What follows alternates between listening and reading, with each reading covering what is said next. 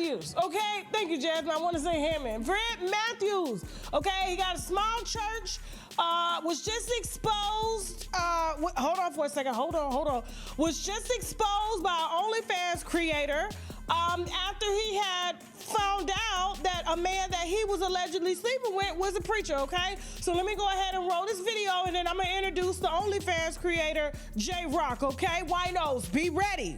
Go ahead, Jasmine. Okay, y'all want to come at me? Let me find my remote. Let me tell y'all something. And for the ladies that's up under my comments, I don't give two how loyal of a church member you are to anyone. Y'all's pastor on multiple occasions has been by me. I never met this man ever outside of me him the 3 times that I did. I never knew this man was a pastor. I never knew this man had children. I never knew this man had a wife. I didn't know any of these things until yesterday. And I've been this man for almost a year now, okay? I find it to be very disgusting that a man can come and get nutted in by me and then go home and lay in the bed next to his wife as if nothing happened. I don't care how God-like it is or any of that. One thing you cannot do is knock me, because if it was your husband, if it was your wife, if it was your dad, you would want to know. And this man, when I watched, and somebody sent me a live yesterday, because y'all know I watch church services. I watched the church service for the first time ever that I watched Triumphant Church yesterday. Never even been there a day in my life. Never even knew this man. Never even knew this man's name till yesterday. And I went and watched it, and I immediately, the first thing that came to my mouth was, oh, that's the man I be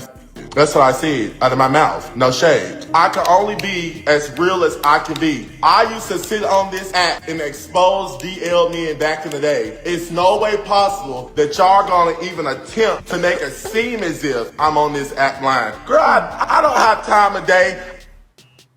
All right, so that was a lie. There was only a snippet of that live. So the OnlyFans creator, JRock, heard that we were going live, and he wanted to get some things straight, okay? And so we have him on the phone. How you doing, JRock?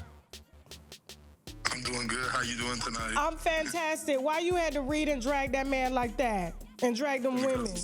Why did he have to get in his pulpit and drag the homosexuals when he was a homosexual himself? So let me ask you something. How did you? First of all, you said you've been, you used to sleep with, I guess, other pastors as well too, and you've exposed them as well too in the past. Well, I had other pastors hit me up trying to sleep with me, and I knew they were pastors, so I had exposed them, but they were an openly gay pastor, so it was a little different in this situation. So how did you meet him though? Because you said you didn't even know his name.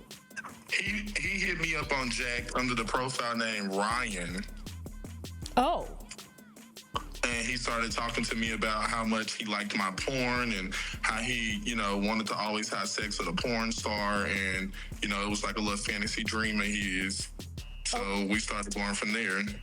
So was this a paid transaction, or this is something that y'all both wanted to do? Always, from day one. How much he paid you? It's different prices each time, but I can say the most he paid me was $1,250 at once upon the setting, because he definitely shitted on. Oh, forgive me. He boo-booed on my penis. With the church's money? With the church's money.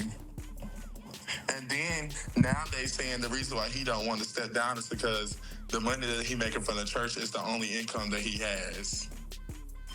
But in the text messages, he told me that he was running out of money that month because he had money set aside for his dick appointments. I was using up all the dick appointment money. You got these text messages? Yeah, I got them. Can you send it to your DMs? Yeah, drop them to my DM right now. So obviously he's seen the video. Have you, since you went off, and has he reached out to you or no? No, he actually had a third party reach out to me and attempt to quiet me because his wife allegedly went and attempted to commit suicide. So they were trying to get me to be quiet and not say nothing else because of what was going on. And like I said, he brought that upon himself. His wife doing what she did was brought on by him, not me. I just came to the world and told my story. Can't nobody tell me I'm wrong for telling my story, no matter who it involves.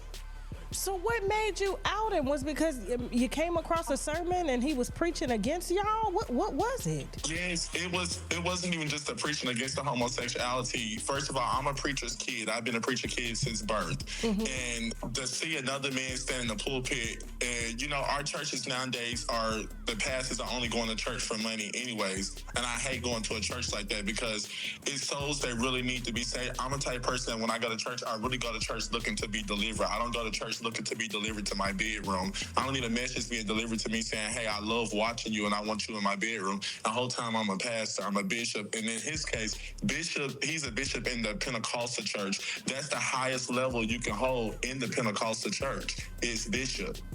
And then after telling me that the reason why you want to step down is because that's all the income y'all have, that's even more wrong. You telling me that you're only in there doing this for money. You're not doing this because you were called. You're not doing it because you are anointed. It's not giving Jesus called me and I'm doing this because this is my call. And no, it's I'm making this much money and me and my wife feeding off this money. We send our kids to college with this money and we need this money.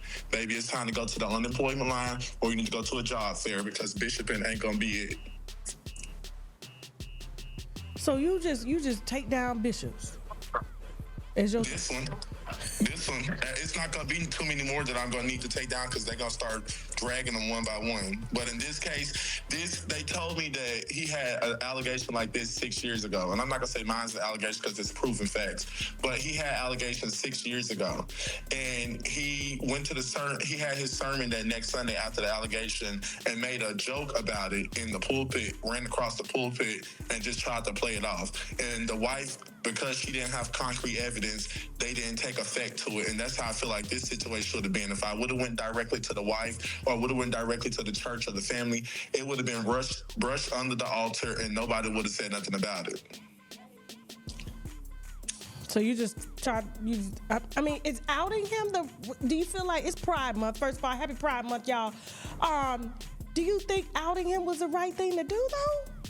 Yes, because our churches are so silent with what our leadership is doing because we're trying to protect our leadership. Let's stop protecting our leadership and protect our own souls.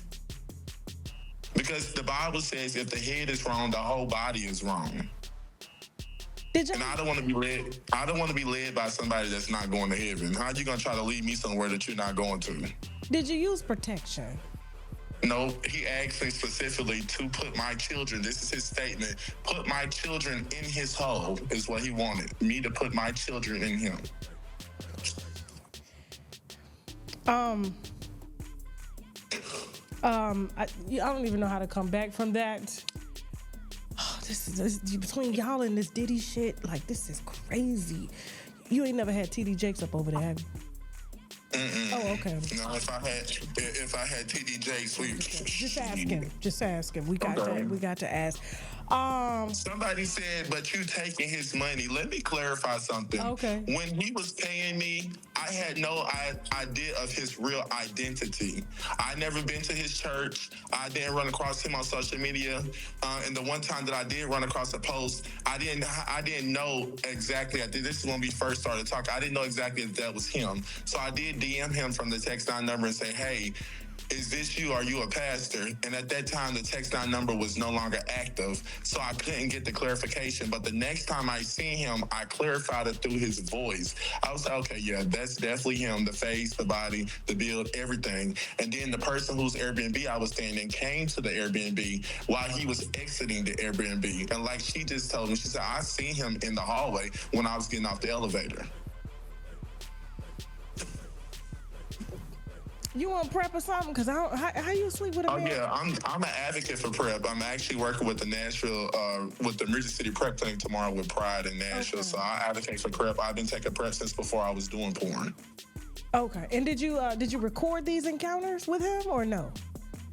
No, but there is a video of him entering and exiting the Airbnb. Also, we just got in contact with the Airbnb owner of another Airbnb that's down the hall with Ring cameras to get the Ring camera footage of him coming directly off the elevator, because he went. So now he's confessed to it to his leadership, but told the leadership that he was in conversation with me and that he came to the Airbnb in the parking garage but felt convicted. And when he felt convicted, he exited the garage and didn't come in. And this is incorrect information, because when you came in, not only did you come in, but I came in you and you shitted on my dick. Thank you so much, JRock. We appreciate you. I know you got to go to an event. I appreciate you. Thank you so much. Okay, bye.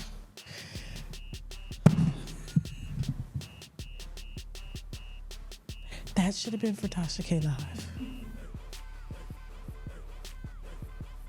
See, now I'm gonna get in trouble. See, this is the type of stuff that go down on Tasha K Live. I thought he was just gonna come in and yeah. I didn't know it was gonna be so. I'm so sorry, winos. I didn't know. How are they feeling?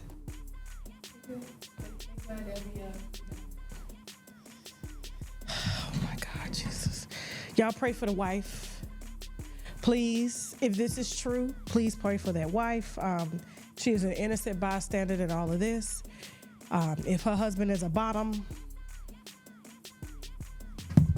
Jeff, we gotta go to break. We'll be back after the break. Let's go. Oh, Lord, deliver me. Let's go.